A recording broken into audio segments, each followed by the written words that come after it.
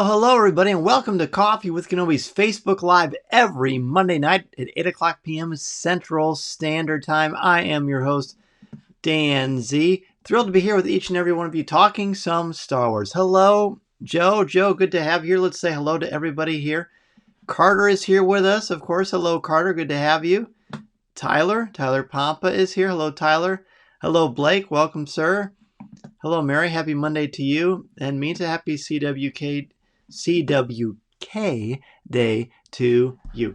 Again, I am your host, Dan Z. And hey, let's talk some Star Wars, shall we? We're going to talk about something really fun tonight, of course, because it's Star Wars and CWK. And I want to thank everybody for your continual support, both here and on the replay on YouTube and Instagram, and of course, on the audio feed, which I post as soon as this is over on the Coffee with Kenobi podcast feed, wherever you listen to podcasts, Apple, Google, Spreaker, Stitcher, everywhere, YouTube, it's all there for you. And it's awesome, right? And more and more people are talking about and commenting on the show on social media and sending me messages because they're having so much fun listening to the show. And it's because of all of you and your feedback, because you are legitimately a part of everything that goes on here. Let's see who else is here joining us today. We've got LJ back on the show. Hello, LJ. Joe, don't worry about missing a few. We're always happy to save a spot for you. Daniel, good to have you back on the show. Awesome. I love it. All right. So today we're going to talk about, let me get the fancy little logo up here. Today we're going to talk about your top 5 favorite Yoda moments. Yoda, of course, is an extremely popular character in Star Wars. I'd say he's either 1 or 1A for me as far as favorite characters go. Hey, Ross is here too. Hello, Ross. Good to have you back on the program. I love it. Let's tell you what. Let's go ahead and take a look at what is brewing in the world of Star Wars this week.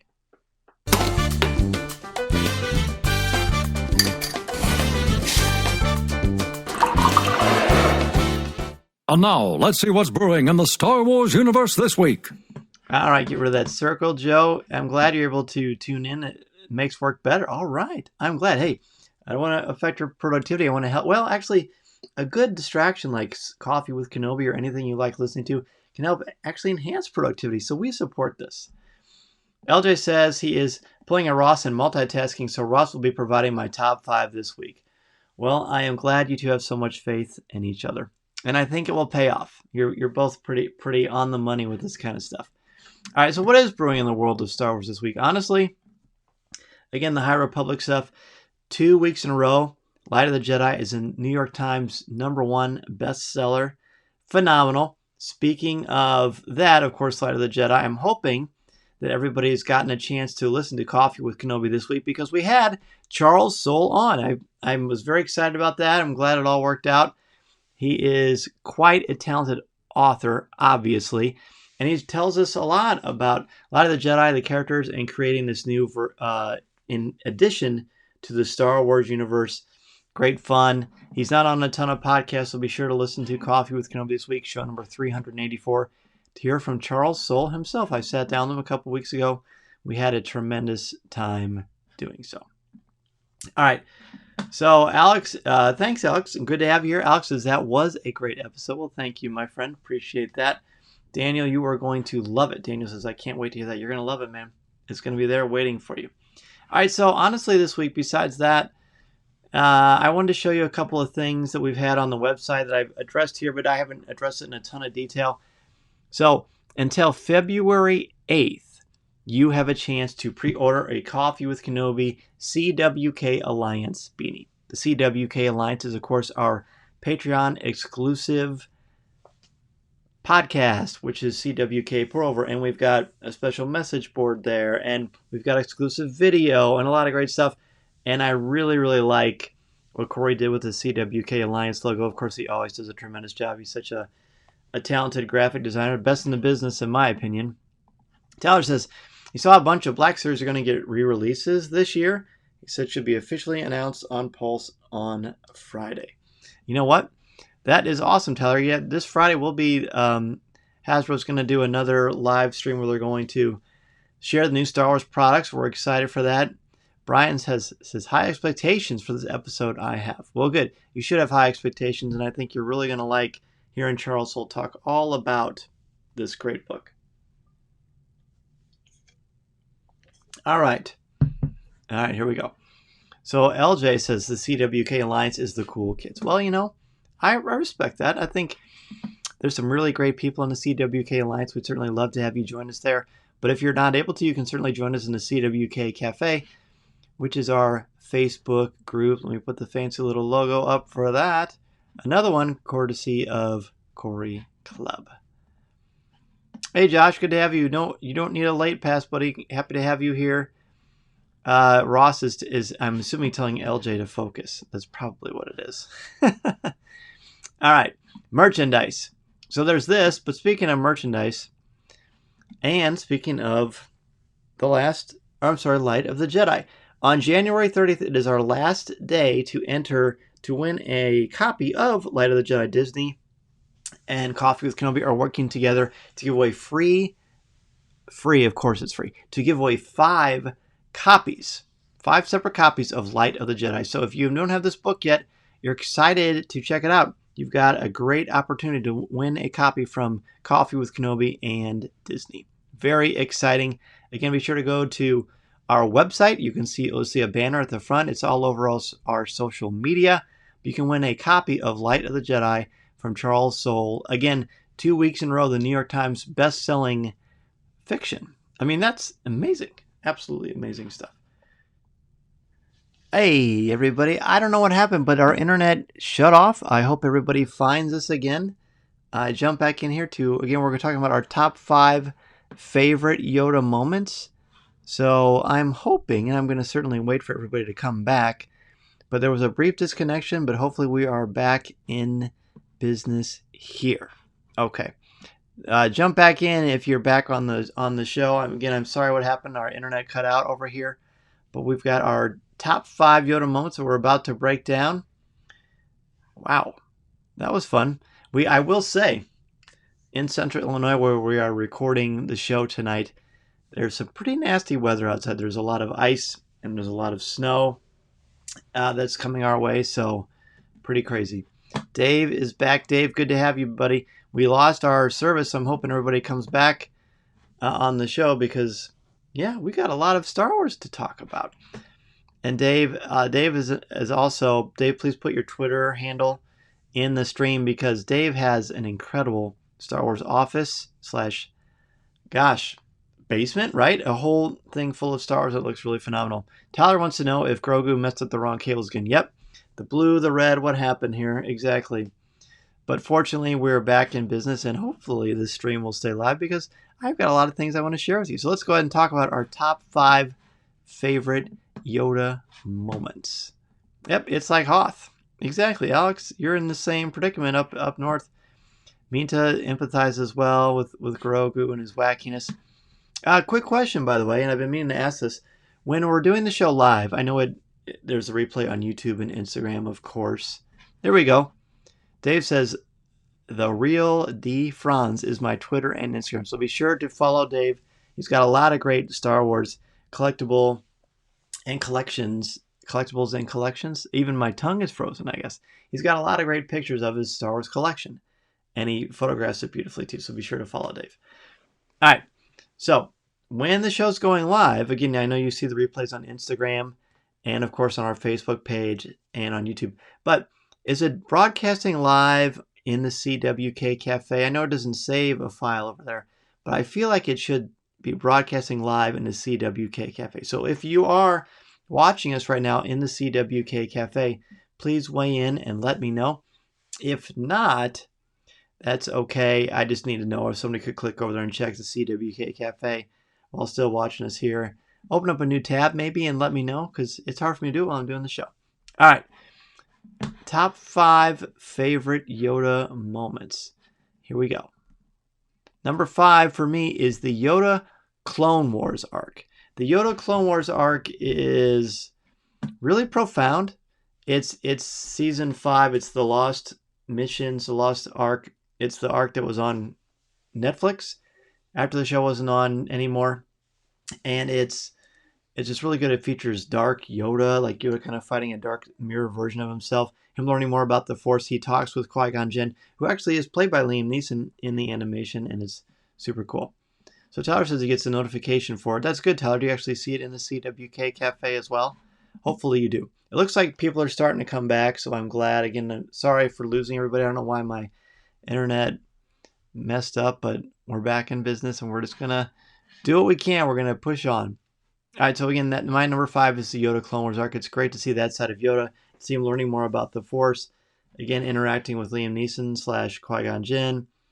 There's some really, really great stuff there. The only thing I don't like in that is there's sort of a foreshadowing, not sort of a foreshadowing, there is a foreshadowing to his fight with Palpatine. I could have done without that, but I can talk about that another time. Also, number 5 for Alex. And so Mason gave me his top 5, but we don't have numbers there, so I'm just going to go with what I think. Actually, I'll put down what he put.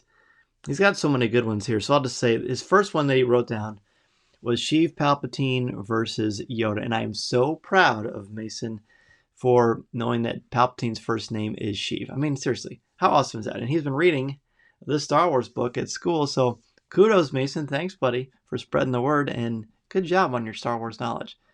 Number 5 for Mary is the Yoda Clone Wars arc. Oh, look at that. How about that? Tyler's number 5, Yoda versus Dooku. I remember hearing rumors about Yoda wielding a lightsaber before the movie came out. When it happened in the theater, my 11-year-old self went crazy. Yes, I'm going to talk about that pretty soon because it's definitely on my list somewhere, but it's a great, great moment. Minta's number 5, Yoda giving Luke one more lesson in The Last Jedi, that failure is the greatest teacher. I love that one. Joshua has Duel with Dooku. So cool. I didn't know where I learned this, but it was actually choreographed by Ahmed Best, and he did awesome. Might have been your interview with him. Oh, interesting. Yeah, Ahmed Best was on the show, and he was great. Jamie's number 5. Jamie, welcome back to the show. Jamie says, going with Fun Yoda as Burl Ives in the holiday special. How funny. What a great call. Yoda was crazy fast versus Dooku, says Dave. Yeah, he certainly was. He certainly was. Okay. Let's go ahead and go to number 4.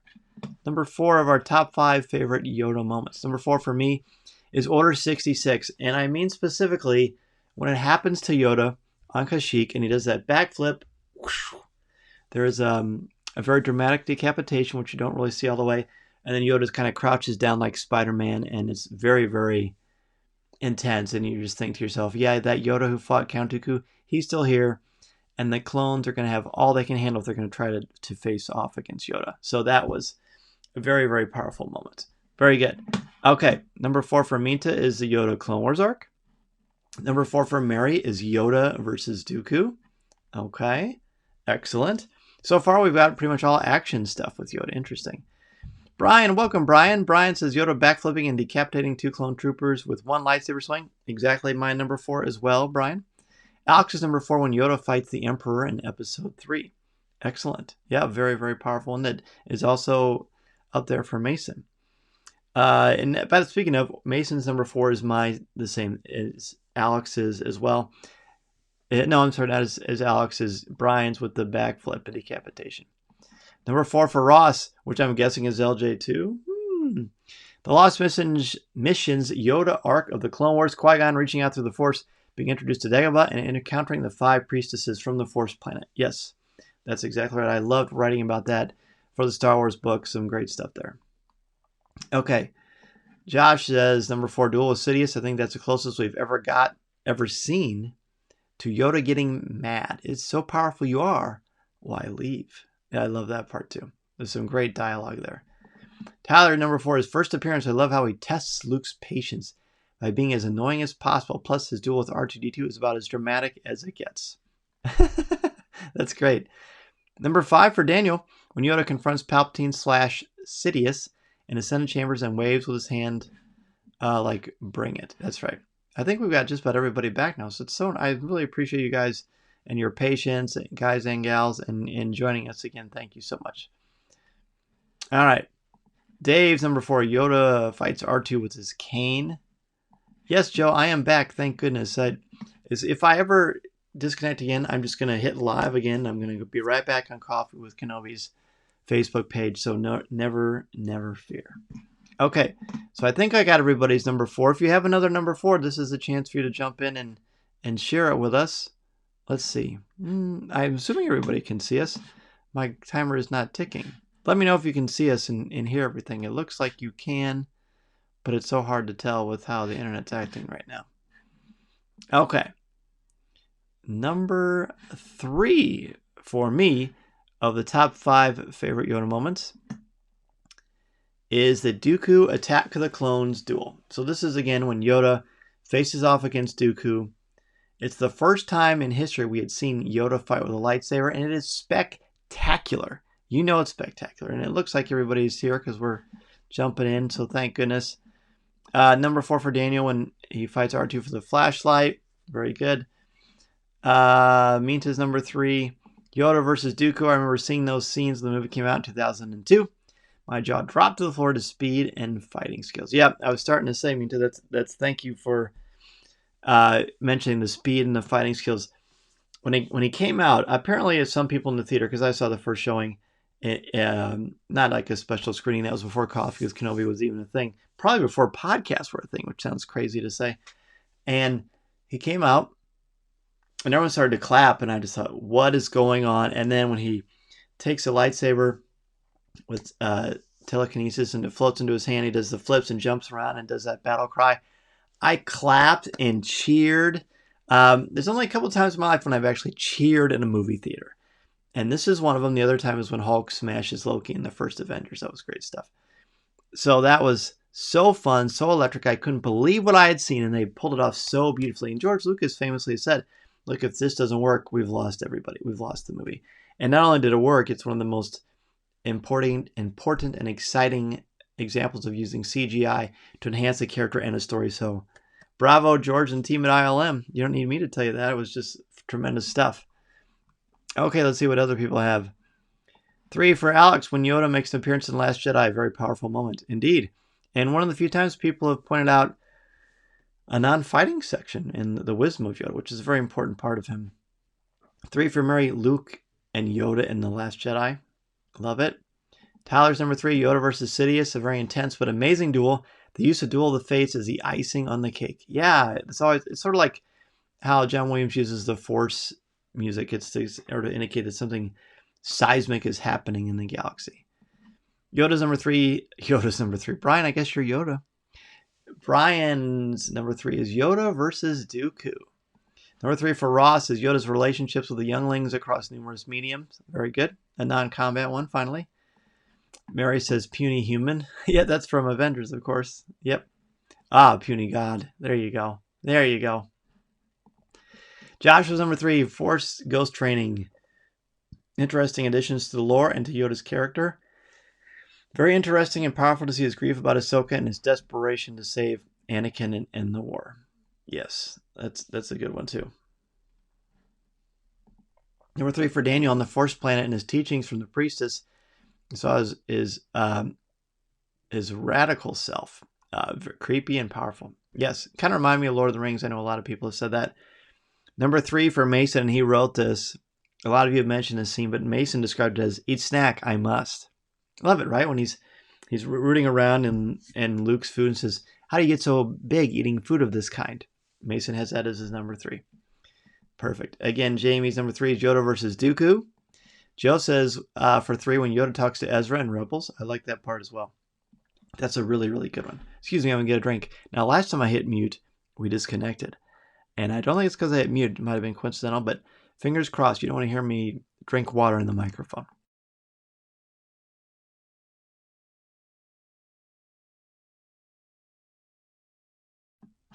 And we're not disconnected. Bravo. Yay us.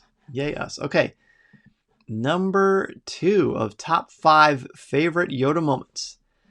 Number 2 hasn't come up yet, which I'm assuming is because it's about to start coming up in everybody's list, is do or do not, there is no try.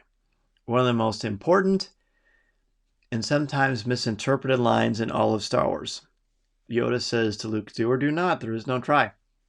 What he means is, he's not saying don't try, he's saying when Luke's talking, all right, I'll give it a try. Yoda doesn't believe that Luke is going to give his best. And that becomes an escape and a way to enable yourself to, or give yourself permission to fail. And Yoda's not interested in Luke not giving his all, not giving his best. So when Luke says, I'll try, he doesn't really mean he's going to try. Yoda takes that opportunity to point out and just do it. Not in a Nike way, but more like a, don't try and not give your best. Do your best. Just do it. And we know how that goes. Number 2 for Mason is Dooku versus Yoda. Again, which we've talked about, which is my number 3, a spectacular sequence. All right, let's see. Number 2 for Minta. Yoda versus Sidious. Even though he lost to the Dark Lord, he was able to hold his own against him. I agree. And I often wonder how that would have turned out if Palpatine didn't cheat. Although, I mean, of course he cheats. He's a Sith Lord, but just one-on-one straight-on fight, hard to say. Tyler, Yoda's last lesson. His appearance in The Last Jedi made an already great movie even better. I loved how it touched on his playfulness, but he also got a very important message behind everything. Indeed. Indeed. Josh says the Force is with us. Indeed, it is. So far, so good. And again, if you're able to watch us in the CWK right now live, please let me know in the comments so I know that all the connections are working. That would be so helpful. Thank you so much. Brian's number 2, Yoda versus Palpatine, Revenge of the Sith. Certainly. Daniel's number 2, Duel with Dooku and Attack of the Clones. Number 2 for Mary, The Raising of the X-Wing. That is why Luke fails. It is why. He doesn't even try and doesn't believe in himself. That is failure. Alex, number 2, when Yoda speaks to Ahsoka in Rebels. Ooh, that's a good one. I forgot about that, Alex. Yoda's number 2. What am I doing? Ross and Brian or Yoda? Ross is number 2. Yoda preparing Luke for the cave. It was a scary moment as a kid. It was. It really was. Hey, Robert, how's it going, man? Robert says that whole there is no try is definitely my number 1. Might be my favorite overall movie scene. You know what? You can't go wrong with that, buddy. That is a great sequence, for sure. Okay. Eric, no apology necessary, buddy. We saved you a seat. We saved you some coffee. Josh, number 2. Ashto, I think this is when Yoda truly understands the Jedi. He was always wise, but I don't think he ever fully got it until that point. Very wonderful conversation between him and Luke in a truly amazing movie. Second best in my opinion. I agree. He also adds, honestly, I'm having a bit of a crisis because I think it might be better than Empire Strikes Back. No, hey, you know what? That's okay. And plus, it may be constantly in motion, right? Where sometimes you feel one way, sometimes you feel another. The list may be malleable, and that's totally okay. It's just fun. It's kind of fun to have those conversations, I think. All right, time for the number 1 favorite Yoda moment. Number 1 for me, The Last Jedi and failure. Yoda's message to Luke about failure, the greatest teacher, that is. I don't know the exact line off the top of my head. And it's exquisite. It's as a parent, as an educator. Yes, I've written about it for StarWars.com. And I wrote about Do or Do Not, There Is No Try last summer when I did my Teaching with Star Wars weekly column. That was really fun. But The Last Jedi and failure is just so critical because it's okay to fail. It's okay to mess up. I feel like we as a society have kind of forgotten that sometimes. And I know that students struggle with failure. Everybody does. But it's okay to failure. It's okay to fall down because you have to pick yourself back up and keep trying. And not trying in a pretend Luke's frustrated Empire Strikes Back way, but really give your all. So when you fail, you take that as an opportunity to really, really learn. And Luke finally figures that out. It's great. Absolutely great stuff. All right.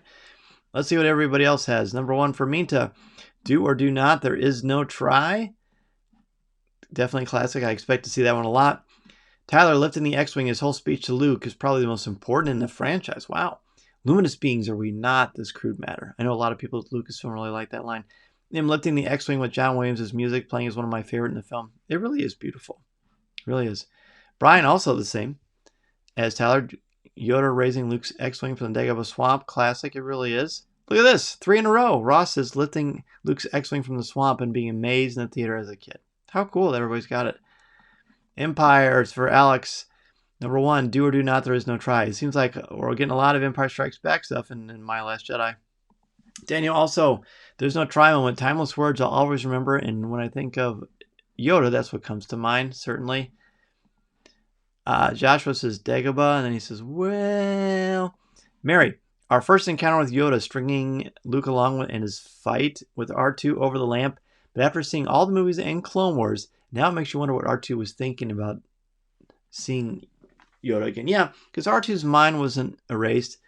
I find it incredibly hard to believe that R2 wouldn't recognize Yoda. Yoda may not have recognized R2. That's possible because there are a lot of astromechs, but Yoda's pretty savvy. So obviously we're doing a little bit of retcon because this was made well before anything with the prequels. But there's got to be a way to make narrative sense of it, and I'm going to marinate on that a little bit. I think I need to watch that sequence again. Yoda, for one, number one for Mason, and I don't think anyone has mentioned this yet. Correct me if I'm wrong, but I don't think anyone has.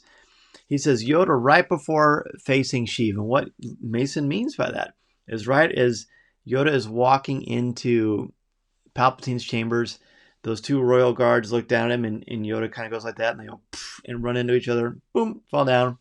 One of the greatest, coolest, quick moments in Star Wars or any movie.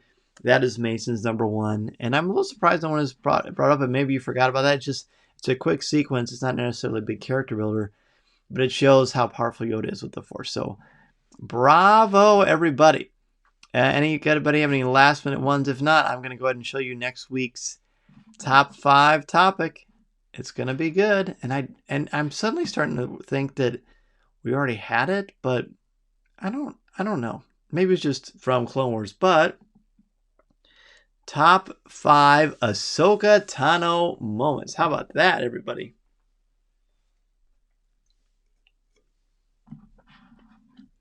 Ross says, great call, Mason. Mary agrees. That's a good one, Mason.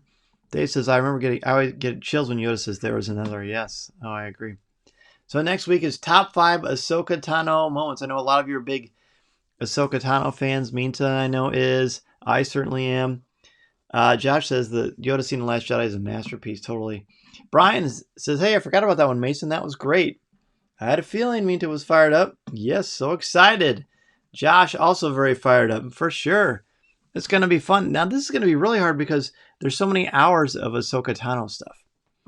See, look at that. Tyler, Minta, everybody knows. Tyler says Minta's going to probably really giddy right now, and certainly Mason says, why? Yeah, it's going to be hard. I know there's probably more Ahsoka stuff than almost any character in Star Wars because of all of our hours in Clone Wars and Rebels, that book. Yeah, Ahsoka is such a great character. Such a great character. All right. So see, we were right. See, the CWK family, we know each other pretty well. So good.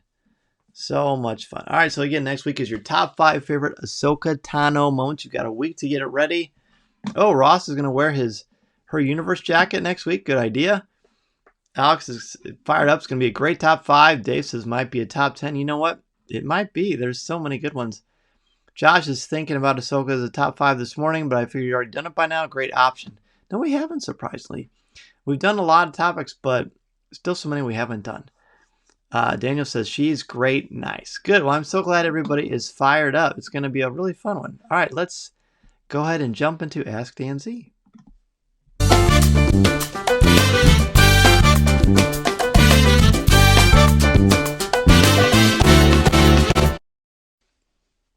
All right, so let me know. This is the Ask Dan Z portion of the program. While you're thinking of a question, I want to be sure to plug a couple of things.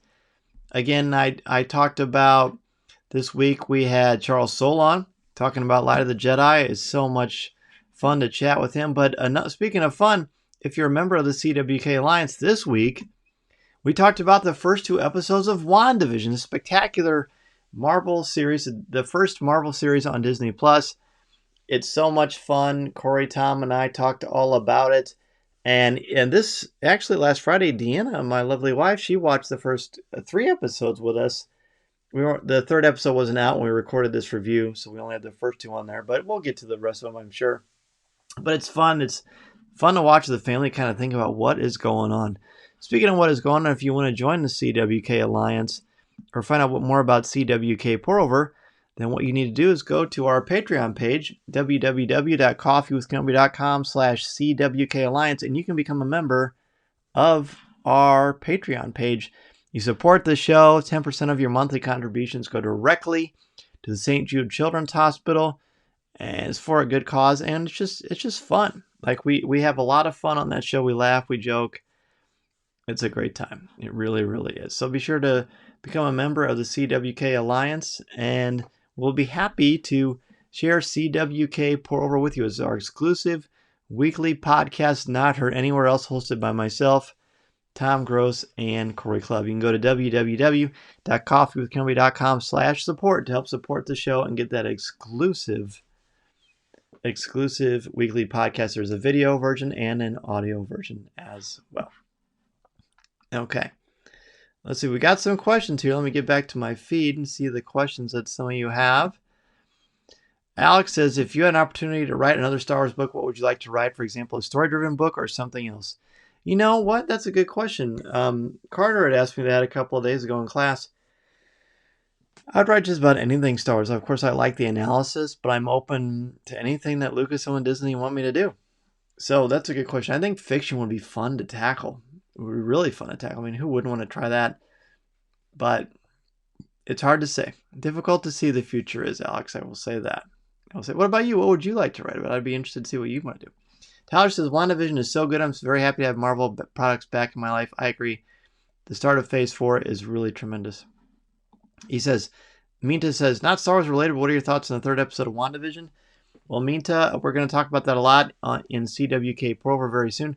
But I loved it. The ending was very tense and exciting and mysterious, but also not very mysterious. I think they're showing their cards, but maybe they aren't. You know what I mean? I kind of like that we think we know where it's going, but because they're so good at telling these stories and the execution of these stories, they may just kind of pull the rug out from under us at the very end.